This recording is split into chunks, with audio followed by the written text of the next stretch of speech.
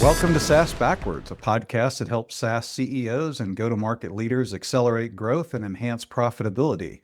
My guest today is Lara Shackelford.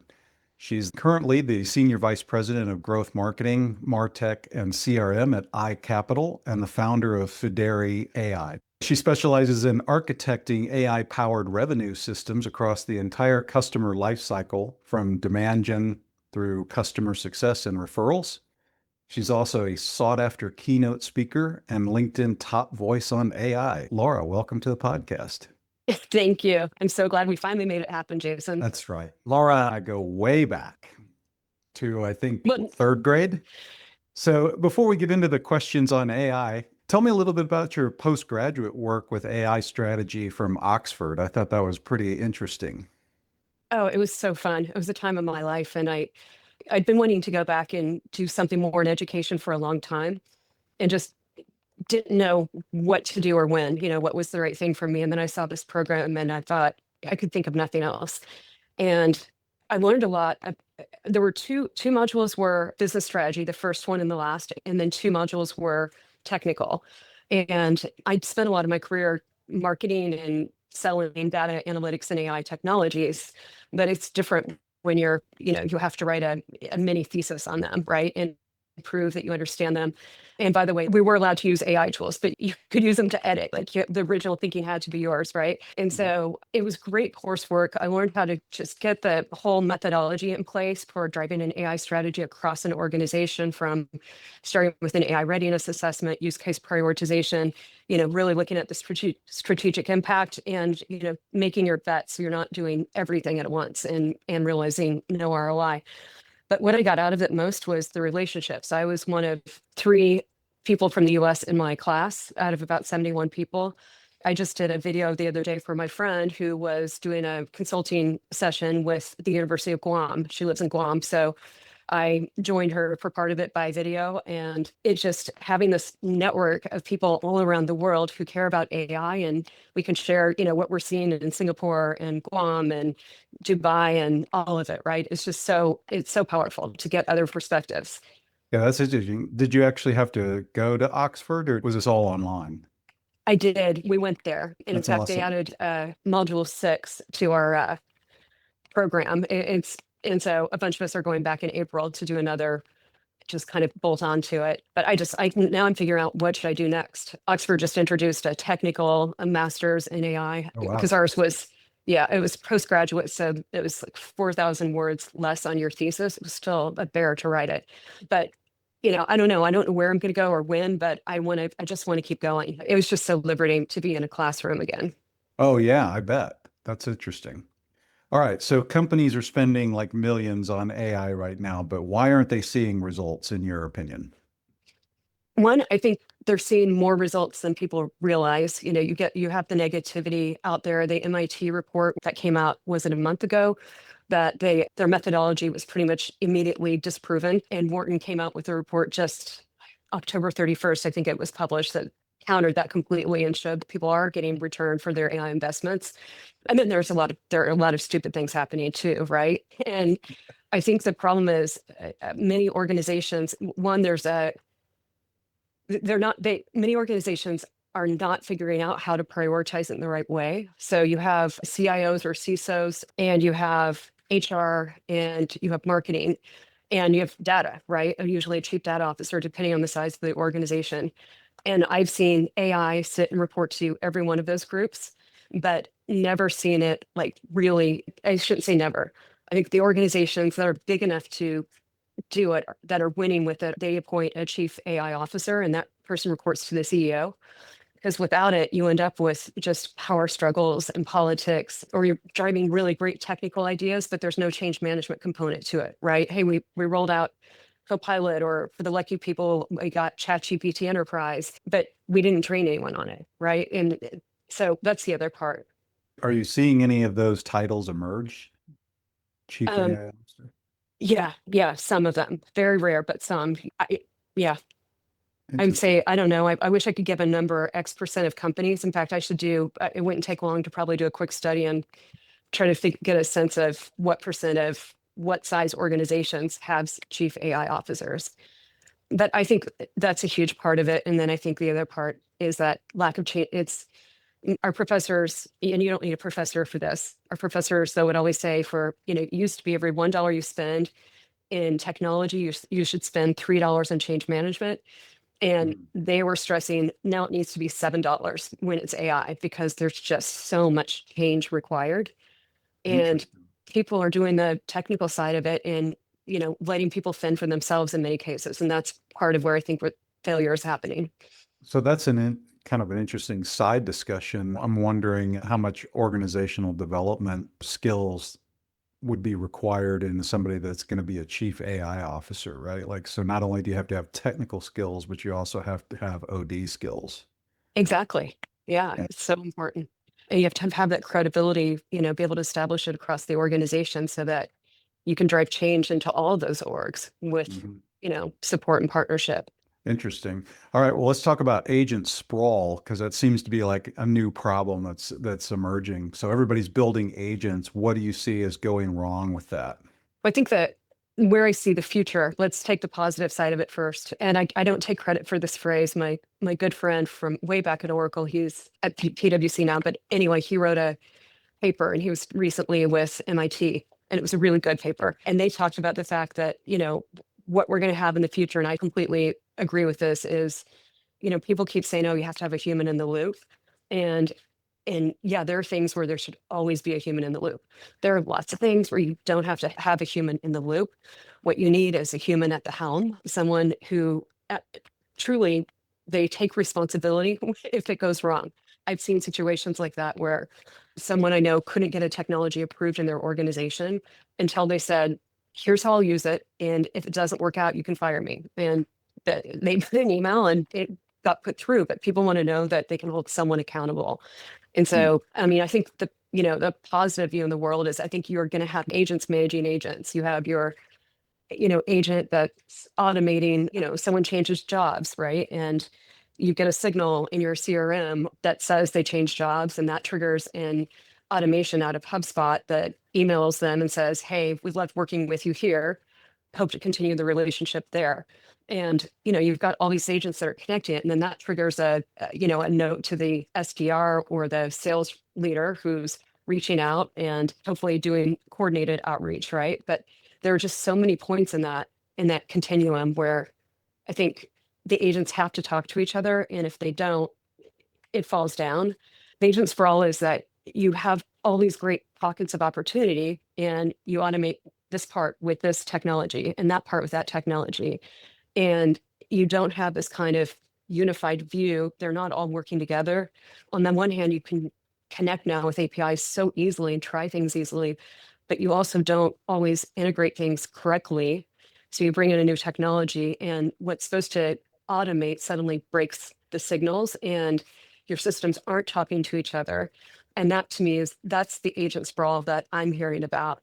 Hmm. I even have a friend who just started a company to address that problem, and she's got all, kind of like 75 of the major vibe coding companies that she's got, and she's going to make sure her goal in her company is to make sure that those tools can be integrated within the organizations, because otherwise you've got this big plate of spaghetti, which is what's happening today. Let's talk about like signals triggering actions. Like, give me some concrete examples of signal-driven automation that actually works. Yeah, I think there are so many opportunities, and unfortunately, like the example I just gave you that was top of mind for me was, someone changing jobs, which we see much more frequently today. But you learn about that typically, like you could have Clay, right?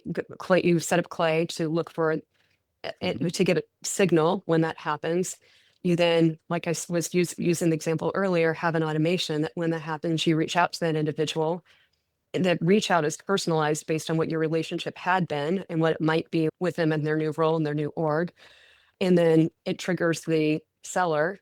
And at the same time, the seller, if you've got social listening in there as well, right? So you're not going to ever do anything that's going to be creepy. I mean, people have, and it ends badly. But if you only use, social signals that are public, someone has shared, people are sharing everything on LinkedIn now. Hey, bought a new car, or my dog is sick or whatever it might be. Yeah, There, unfortunate in my opinion, but yeah.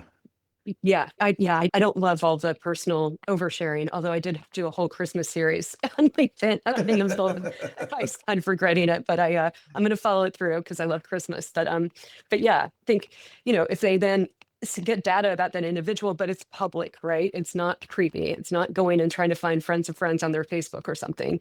And if that's integrated, then they can follow up and say, hey, I saw this news. I was thinking of you, you know, with the job change and also, new car, and they bought a Volvo. And that means that maybe they, they're at a certain place in life where they want value, like kind of safety and security, right? It's just, you can be so much more tailored and personalized. We've been talking about this customer journey of one. I mean, I started talking about it at Oracle in 2000. We called it total view of the customer, TVC, and we were running around selling it to people. And it's 2026 basically. And we're finally so much closer to that, right? But it's been a journey. But the idea of that being a journey of one is the holy grail that I think we're moving closer to. So let's talk about assessing readiness. So before companies start building all these automations, where do you think they should assess first? So I have a readiness assessment that I developed, and I use it with organizations. And depending, like, you either go org wide or you can start in a department depending on, your role and what you're trying to achieve. So I've one that I tailored for marketing and for sales, that where I also look at signals. But anyway, my readiness assessment looks at, let's say you're going across an organization. You need to understand where you're starting, and you do an assessment of the exec team first, because they're the ones that need to be unified and driving an AI strategy. And they're the ones where a lot of it is breaking down at that level today. And so, you go and assess on people, technology, culture, the things that you always have assessed when you drive a major initiative. But you have these four main categories, if you will, in governance. And then you interview, and this is kind of old school, right? You go and interview each of the executives to start and get an executive level readiness. And it is stunning what it will reveal about an organization where people think, oh yeah, we're really aligned. And when you actually do this, you wait, it's weighted, you put a score to it. And the people you thought were way up here are, much earlier in the, willingness to adopt phase than what you realized. And then, like I said, I also have one that I've customized for sales and for marketing, where we can then you can go and take that across the marketing department and assess where the leaders in the marketing department are and where the individuals are. And what it does is, like I said, it exposes where there are gaps in where people think they are and where think the organization is, their readiness. But it also gives you a baseline, right? Because if you can't look back in 6 or 12 months and know if you've made progress if you have no idea where you started. So that's a step a lot of people are missing, and they're just jumping in. And the whole idea that we're not getting return from AI. Well, one piece of that is knowing where you were before you started it. So once you've kind of identified problems, like how do you decide what to fix first? Yeah. I mean, one, AI literacy has to be one of the top priorities. And that seems obvious, but there are still organizations that are not prioritizing it. And, when you have a small group of people, maybe 10% of the company that's been enabled with tools and other people that haven't been, or just a small group that's maybe included in training and other people who aren't, you've got to have an equal playing field where everyone has, not everyone is going to have the same access and exactly the same tools, but everyone has to have the capability and have, the right level of access for their role. Anyway, that's a really important piece to start with. But you don't wait for that, right? Because it takes time to get people, to understand AI, how to use it, and then start to have practical use cases. I mentioned this use case matrix that I use to prioritize use cases. And I measure based on what's the level of effort required, is there cost savings to it, what's the potential business impact, and then what's the just organizational readiness to take something like that on, right? Is it going to require 20x in change management dollars, or is it going to require 7 or 8? And so I take in, all the primary use cases that are on the table initially that people are interested in pursuing, and then also look at then the department level. What are the things that should be automated or made efficient as quickly as you can? Where should you be investing now to be more strategic? And especially RevOps, I think sales and marketing, they're merging and becoming closer and closer together. And there's just such an opportunity there. So I've heard you talk about how marketers need to understand data, right? Like, or data architecture. What's behind that? I think just a lot of marketers are good at data and have been for a long time because they've been focusing on KPIs and updating their board, of directors with their business impact. But there are also, if you're more on the creative side of marketing, if you're not, going and presenting to the board, maybe people aren't as fluent in data.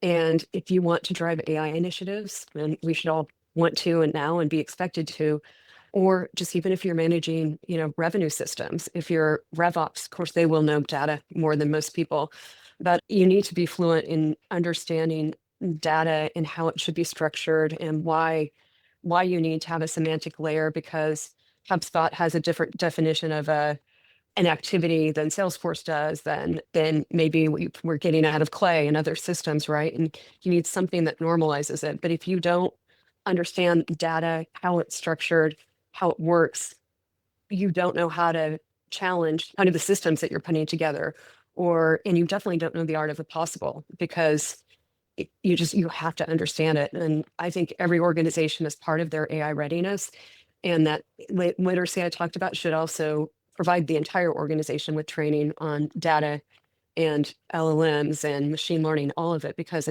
we don't all need to know how to code today, but we need to know how it works. So let's talk about the semantic layer. First of all, tell me what is the semantic layer, and then talk about a concrete example of that, what that actually fixes. Yeah, it is this idea of one system, it says that you've got a fuzzy yellow ball that bounces. In another system, there's a tennis ball, right? And a semantic layer puts things into a common language. So that way, when you're running a revenue system as an example, and you're asking for information about a contact, and you've got contact level data in some way, you should have a central system like, CRM that normalizes it.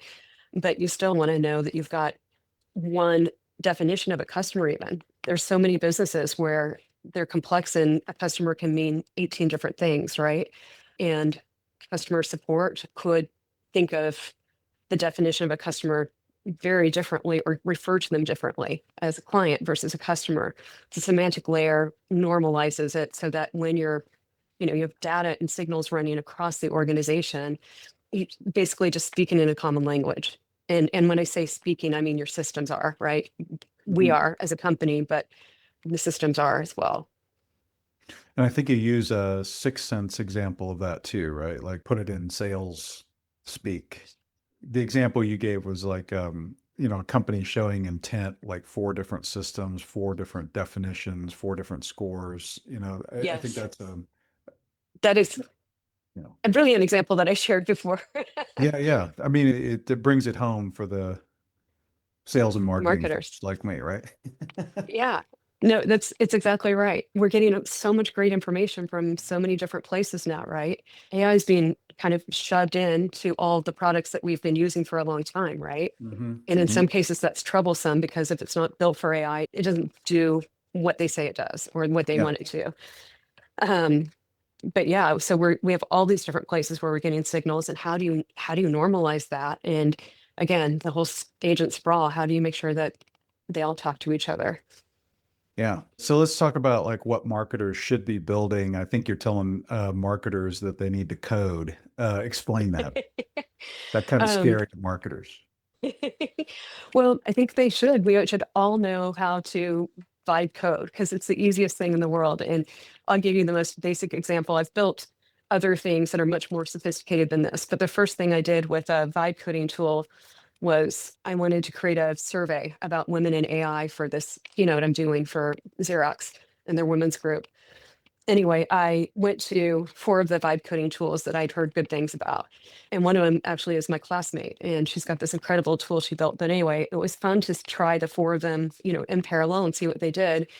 I had the questions. I wrote the questions. I knew what my intent it was. I then, had Claude and ChatGPT help me refine the questions.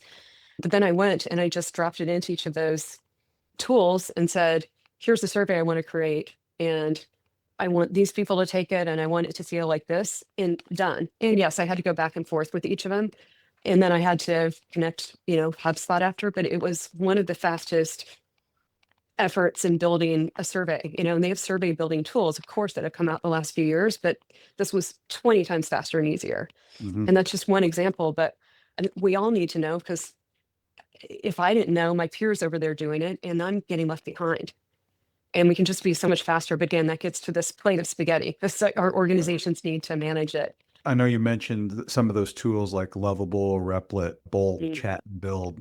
Interesting, Yeah. like earlier today on a sales call we had with a former client who's now with a new company, was talking exactly about building agents on Replit and Lovable. So Oh, nice. very timely, interesting. But Yeah. talking about in practice, like how marketers are kind of building agents to go out and find, you know, in sales, it's like where to look, right? Like where Mm. to be most efficient. And that's what he's building agents to do, which is really interesting.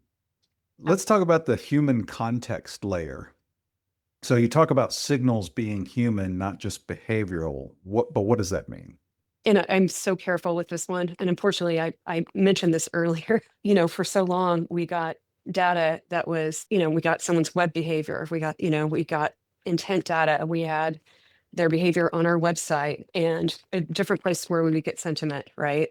But now we can get so much more on individuals. And I think it's how do you structure your engagement so that you can engage with someone as an individual versus shoving them through that golden customer journey that we've been creating for so long, right? Which is pretty And much us at this point, right? exactly, yes. So that's We really just what go I ahead mean and by say the it. right. And so, yeah, it's pretty basic what I'm saying, but it is, we have to treat every individual as an individual and an opportunity to engage and meet them where they are and let them tell us where they want to go, right? Instead of shoving them through, our funnel. Mhm. Which is how we used to do it before the predictable revenue model anyway. But I know. I feel a little guilty because I was in the predictive analytics game right. early on, but I don't take the blame for that. It was the marketing automation platforms that did it. So let's talk about the 30-90 rule. How should companies actually begin? And why doesn't 30-90 add up to 100? One is just begin, right? Everyone thinks about things differently, right? We all have, I forget what the color test is. Are you like, I'm an orange with a lot of green as my secondary color, What's the but color test? I don't know the color test. oh, okay. So it's kind of, it's been questioned because it can put people into boxes that, Uh-huh. you don't necessarily benefit from people being put in a box, but it really is more like what you lead with and how you work. I lead with energy and fire, but I also temper it with kindness, and a lot of people, lead with blue and they're very analytical as an example. So it kind of just shows, what you lead with. So I think you absolutely need all the colors of the wheel in a project and thinking about AI. But there can be a tendency for people to feel like I have to go and figure all this out before I do anything.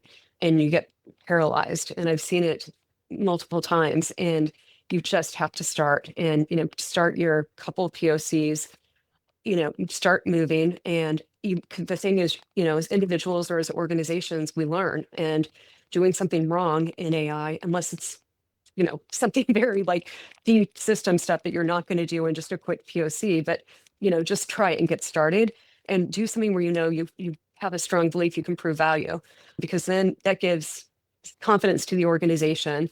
And then the 90-day piece of it is you absolutely need to also move fast to have, more kind of structured approach to it where you're, building POCs where you can see value in 90 days.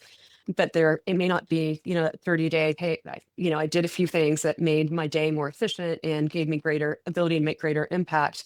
But it's also what are the things that over 90-day period, you can show that this over time is really going to move the needle for the organization to help with growth, to help with, more strategic approaches to the market. Let's talk about governance a little bit. So who actually owns that work? Like, or, how do you implement governance and what should that look like? Yeah. So I think it needs to be, just like I mentioned, all the people who are involved in AI in an organization. You need every part of the organization to be in an AI council, and you have, a governance layer there of people who are representing the work that needs to happen, representing what's happening at the department level, bringing, use cases to the council, and then following governance that's provided so that you know the guardrails that you're working within. It sounds so simple, but every organization should have an AI policy, and there are templates available everywhere for good AI policies. I've seen some really bad ones and scary ones actually, but you have an AI policy, you have an AI council, and then you have guardrails that you give people, which says you can use these tools in this way. If you want to do something different, here's the group to ask. And then you let them be safe to make mistakes within those guardrails, right? So, you're not going to go and put something in chat GPT on your personal computer or on your own personal login. You're going to use Mhm. the enterprise version of it. That's a really basic example, but anyway, I think the main thing is just having those structures in place, the Mhm. policies and the cross-functional organization. And if somebody's listening and recognizes a lot of the problems that you're kind of bringing up, what should they do next? Oh, there are so many things, but I'm always happy to.